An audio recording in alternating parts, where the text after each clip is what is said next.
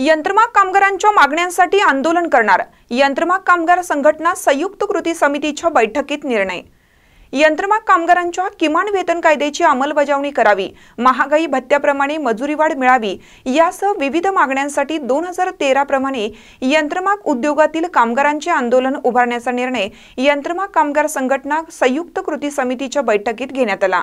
बैठकीच्या अध्यक्षस्थानी कामगार नेते मिश्रीलाल जाजू हे होते।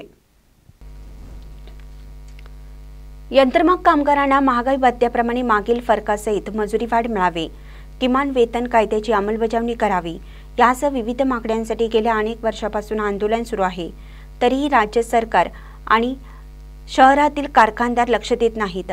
2013 मध्ये तत्कालीन कामगार मंत्री हसन मुश्रीफ आणि आजी माजी खासदार, आमदार, जिल्हा अधिकारी, अप्पर कामगार आयुक्त, कामगार संघटना, मालक संघटनांच्या संयुक्त पुढाकाराने महागाई भत्त्याप्रमाणे मजुरी वाढ देण्याचा करार झाला होता।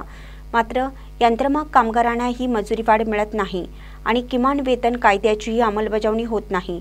त्यामुळे सरकारला जागे करण्यासाठी 2013 साली झालेल्या यंत्रमाग कामगारांच्या आंदोलनाप्रमाणे आता पुन्हा शहर तसेच महाराष्ट्रातील सर्वच कामगार संघटनांना सोबत घेऊन कष्टकरी कामगारांना न्याय देण्यासाठी आंदोलन उभारण्याचा निर्णय या बैठकीत घेण्यात आला।